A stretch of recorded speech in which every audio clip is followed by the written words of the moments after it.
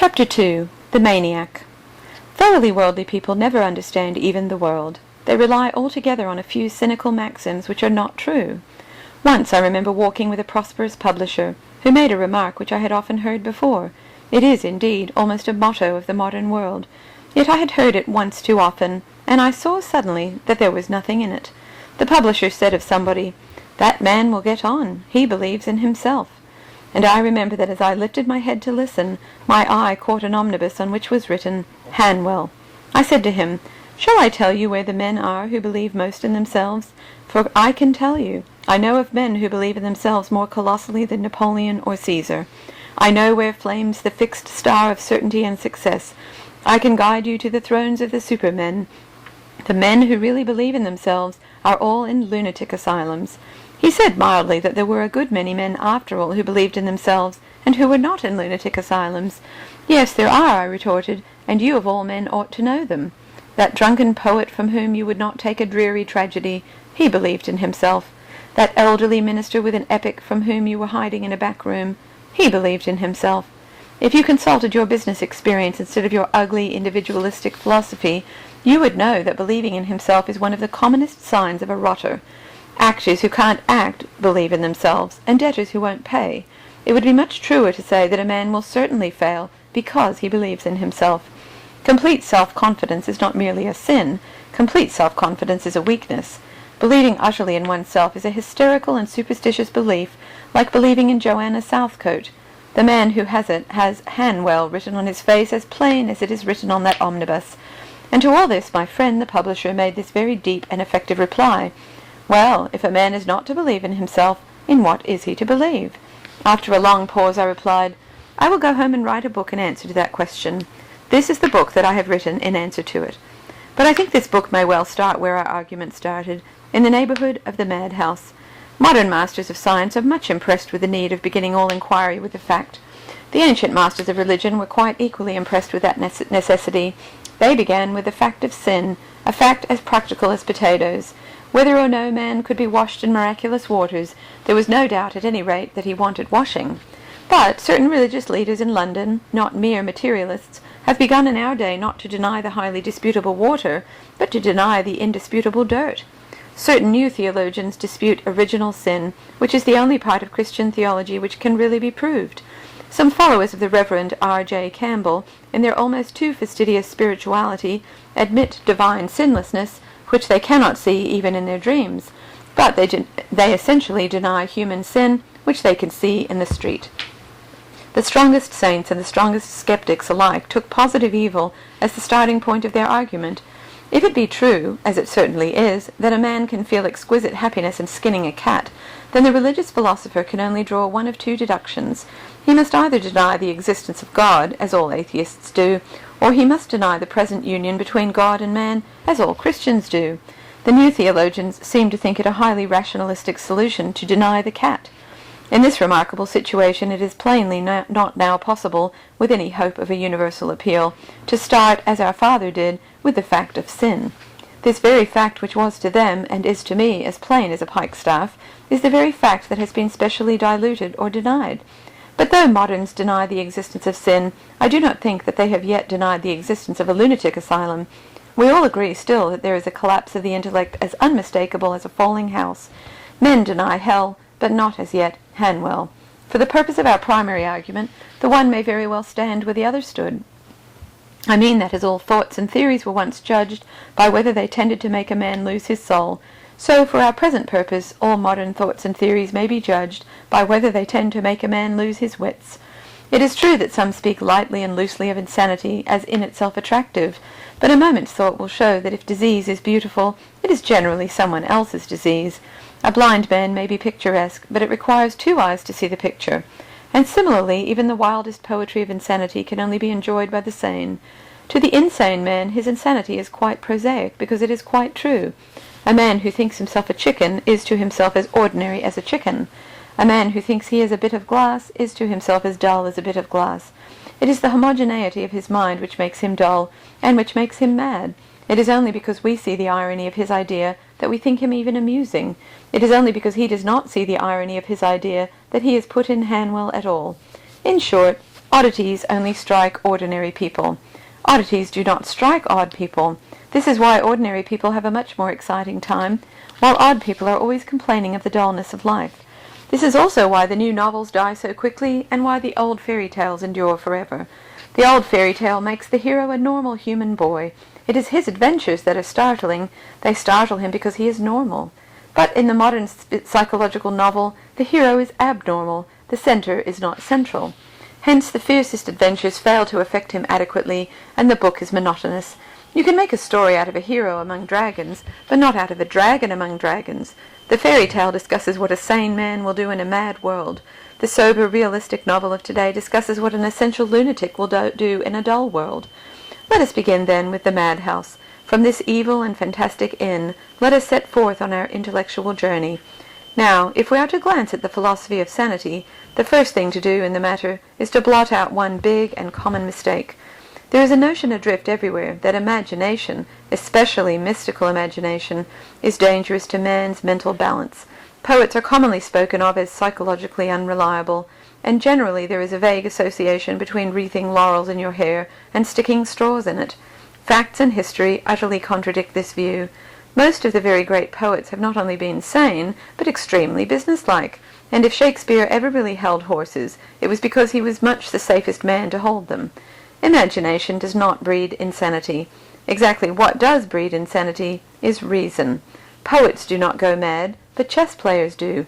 Mathematicians go mad, and cashiers, but creative artists very seldom. I am not, as will be seen, in any sense attacking logic.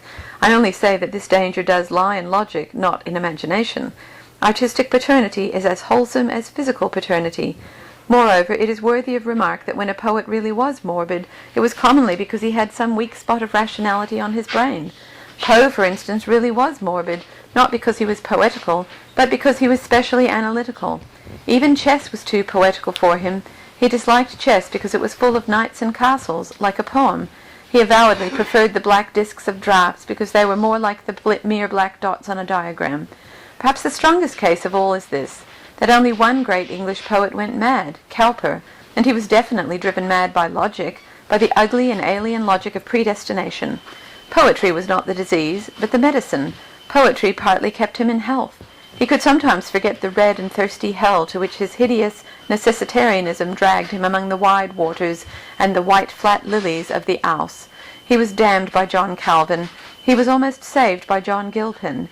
Everywhere we see that men do not go mad by dreaming. Critics are much madder than poets. Homer is complete and calm enough. It is his critics who tear him into extravagant tatters. Shakespeare is quite himself. It is only some of his critics who have discovered that he was somebody else.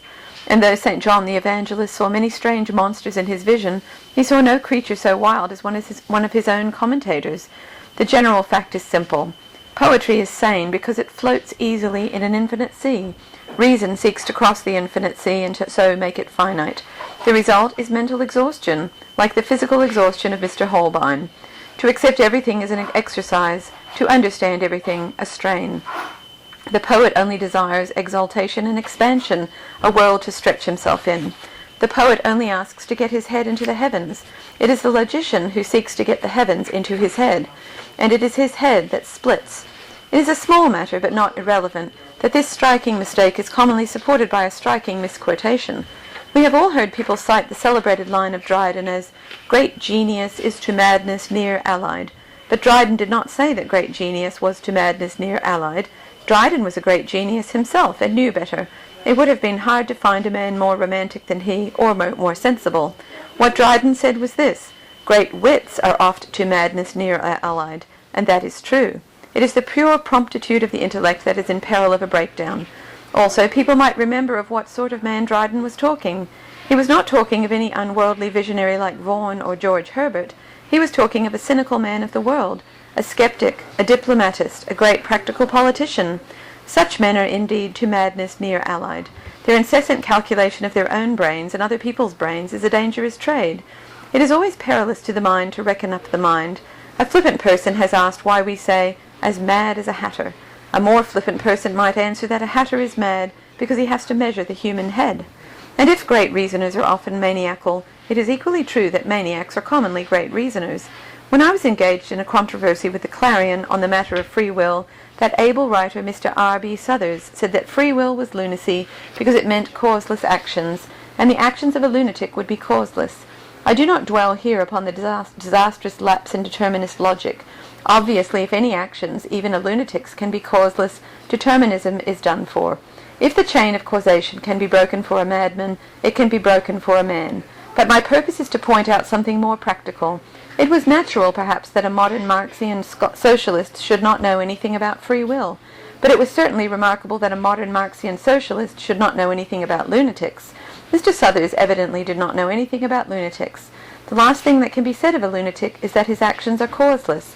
If any human acts may loosely be called causeless, they are the minor acts of a healthy man, whistling as he walks, slashing the grass with a stick, kicking his heels or rubbing his hands. It is the happy man who does the useless things. The sick man is not strong enough to be idle. It is exactly such careless and causeless actions that the madman could never understand, for the madman, like the determinist, generally sees too much cause in everything. The madman would read a conspiratorial significance into those empty activities. He would think that the lopping of the grass was an attack on private property. He would think that the kicking of the heels was a signal to an accomplice. If the madman could for an instant become careless, he would become sane. Everyone who has had the misfortune to talk with people in the heart, or on the edge of mental disorder, knows that their most sinister quality is a horrible clarity of detail, a connecting of one thing with another in a map more elaborate than a maze. If you argue with a madman, it is extremely probable that you will get the worst of it, for in many ways his mind moves all the quicker for not being delayed by the things that go with good judgment. He is not hampered by a sense of humor or by charity, or by the dumb certainties of experience. He is the more logical for losing certain sane affections. Indeed, the common phrase for insanity is in this respect a misleading one. The madman is not the man who has lost his reason. The madman is the man who has lost everything except his reason. The madman's explanation of a thing is always complete, and often in a purely rational sense satisfactory. Or, to speak more strictly, the insane explanation, if not conclusive, is at least unanswerable. This may be observed specially in the 2 or 3 commonest kinds of madness. If a man says, for instance, that men have a conspiracy against him, you cannot dispute it except by saying that all the men deny that they are conspirators, which is exactly what conspirators would do. His explanation covers the facts as much as yours. Or if a man says that he is the rightful king of England, it is no complete answer to say that the existing authorities call him mad, for if he were king of England, that might be the wisest thing for the existing authorities to do. Or if a man says that he is Jesus Christ, it is no answer to tell him that the world denies his divinity, for the world denied Christ's. Nevertheless, he is wrong. But if we attempt to trace his error in exact terms, we shall not find it quite so easy as we had supposed. Perhaps the nearest we can get to expressing it is to say this, that his mind moves in a perfect but narrow circle. A small circle is quite as infinite as a large circle, but though it is quite as infinite, it is not so large. In the same way, the insane explanation is quite as complete as the sane one, but it is not so large. A bullet is quite as round as the world, but it is not the world. There is such a thing as a narrow universality. There is such a thing as a small and cramped eternity. You may see it in many modern religions. Now, speaking quite externally and empirically, we may say that the strongest and most unmistakable mark of madness is this combination between a logical completeness and a spiritual contraction. The lunatic's theory explains a large number of things, but it does not explain them in a large way.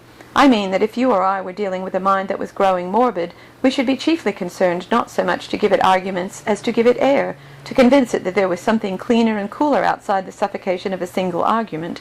Suppose, for instance, it were the first case that I took as typical. Suppose it were the case of a man who accused everybody of conspiring against him. If we could express our deepest feelings of protest and appeal against this obsession, I suppose we should say something like this: "Oh, I admit that you have your case and have it by heart, and that many things do fit into other things, as you say. I admit that your explanation explains a great deal, but what a great deal it leaves out. Are there no other stories in the world except yours, and are all men busy with your business? Suppose we grant the details. Perhaps when the man in the street did not seem to see you, it was only his cunning. Perhaps when the policeman asked you your name, it was only because he knew it already. But how much happier you would be if you only knew that these people cared nothing about you. How much larger your life would be if yourself could become smaller in it, if you could really look at other men with common curiosity and pleasure, if you could see them walking as they are in their sunny selfishness and their virile indifference, you would begin to be interested in them because they were not interested in you. You would break out of this tiny and tawdry theatre in which your own little plot is always being played, and you would find yourself under a freer sky in a street full of splendid strangers. Or suppose it were the second case of madness, that of a man who claims the crown. Your impulse would be to answer, "All right, perhaps you know that you are the King of England, but why do you care? Make one magnificent effort and you will be a human being and look down on all the kings of the earth." Or it might be the third case of the madman who called himself Christ. If we said what we felt, we should say, "So, you are the creator and redeemer of the world, but what a small world it must be. What a little heaven you must inhabit, with angels no bigger than butterflies. How sad it must be to God, and an inadequate God. Is there really no life fuller and no love more marvelous than yours? And is it really in your small and painful pity that all flesh must put its faith? How much happier you would be, how much more of you there would be if the hammer of a higher God could smash your small cosmos, scattering the stars like spangles, and leave you in the open, free like other men to look up as well as down."